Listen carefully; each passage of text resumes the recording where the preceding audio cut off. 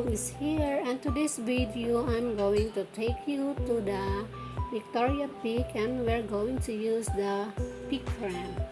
Peak Tram is a funicular railway in Hong Kong which carries both tourists and residents to the upper levels of Hong Kong Island, running from Garden Road, Admiralty, and Victoria Peak. So let's go, guys.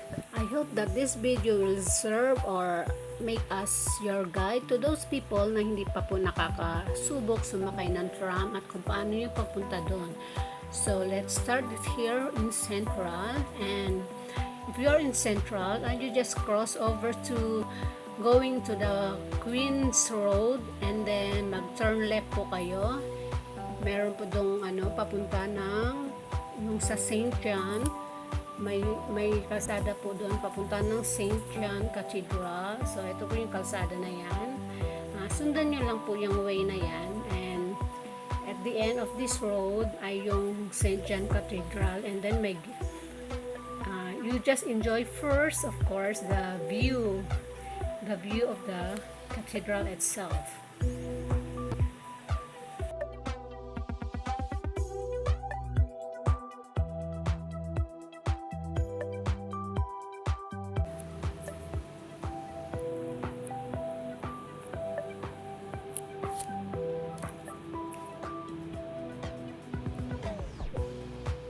So guys, we're here in the St. John Cathedral, and para po sa hindi nakakaalam, ito pong cathedral na to is hindi po siya Roman Catholic Church.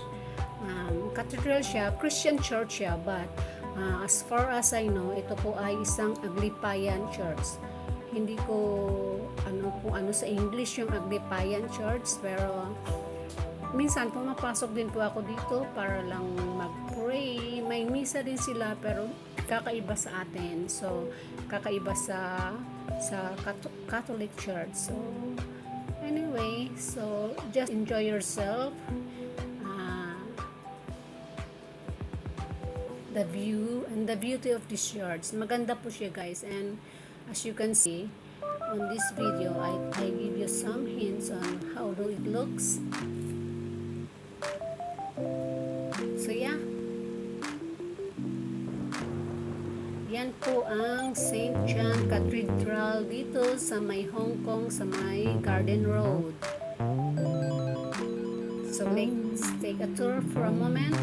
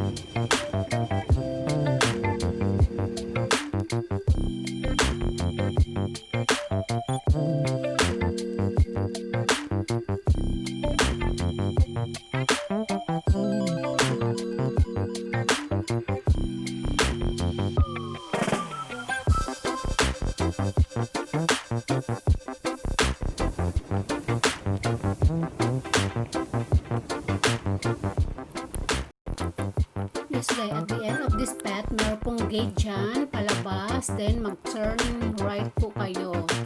Ito pong road na to, ito na po yung Garden Road. And this road, it will down there, and it ends up to Chatter Garden, and going up is the mid-level or the St. Joseph, and then before that, before St. Joseph, the church that I usually go, and you can see, now you can see the Tram station.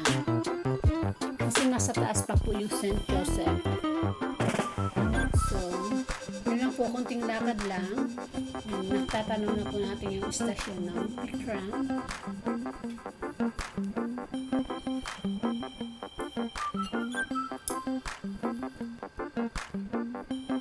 So, there it goes. The Tram station. Still under renovation, guys, and you still need. Right now, hindi po siya masyadong maraming tao gawa ng pandemic, and then but at least you can enjoy Kasi madalas po talaga super haba ng pila dyan. So, haba. Paikot naman din yan. So, marami po kayo nakikita pulis kasi we're still in pero at least safe pa rin ang Hong Kong, guys. So, you don't need to worry about Hong Kong. So, Hong Kong is one of the safest place on earth. So, yan. Makulit ako. Nang tanong pa rin ako kung magkano ang ticket. Although, na-check na ako sa website. So, you just only follow the arrows, the guide on how to go to the yung sa ticketing boat. So, it shows the ticketing boat. So, ito po yung price ng ticket at saka ng schedule nila. Ang price po ng ticket, kung gusto niyo yung one package, yung kasama na ang yung entrance doon sa Sky Terrace is $99 only. Mas tipid po siya kasi yung kung hindi niyo kukunin yung ang regular fare po nung Peak Tram is 52. So yung 99 na yan is two-way na yan, back and forth. At saka yung price din nung sa Sky Terrace is 52 also. So di ba nakasave na kayo? Tapos madali lang siya, hindi mo na kailangan saglit lang yung biyahe niya. So ayan, pagkakuha nyo ng ticket, aakyat pa rin kayo, maglalakad pa rin kayo pataas. Kasi pataas po yan. Sindan lang yung yung pathway na yan, akyat. Actually guys, yung tram kasi, hindi naman siya masyadong mahaba na train. Ginagamit din to ng mga tourists at saka ng mga, as what I mentioned before earlier, ginagamit din siya ng mga residents na paakyat dyan sa may hill na yan, paakyat ng bukot na yan kasi bubundukin ang ako. So nandito lang tayo sa pinaka-station niya. So, ayan guys. So, ayan ang train. May naka-standby dyan. Nag-aantay ng oras ng alis. So, as you can see, maiksi lang siya. 2 cabin lang siya.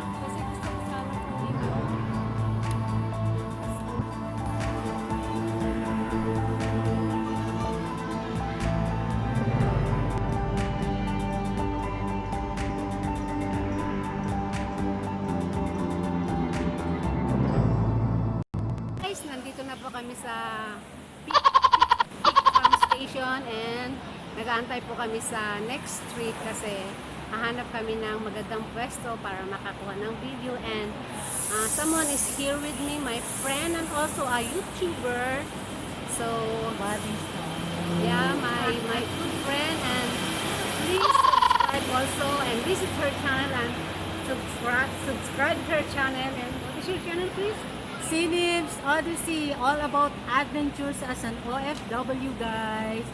I know for sure you can relate and you can pick up a little bit of nuggets of wisdom along the way. I'm here to entertain and inspire. I hope that's my goal, to inspire other OFWs like you. So, that's it guys. So, please do visit our channel and click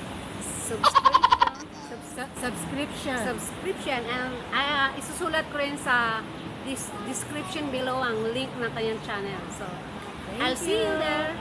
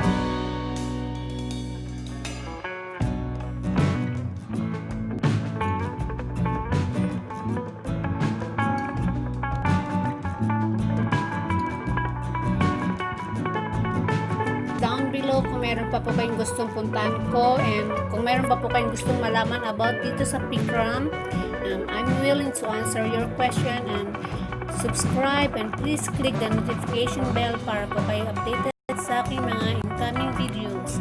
Part 2 po, mamaya later on, I will post the Sky Terrace video po. Thank you guys! See you next time!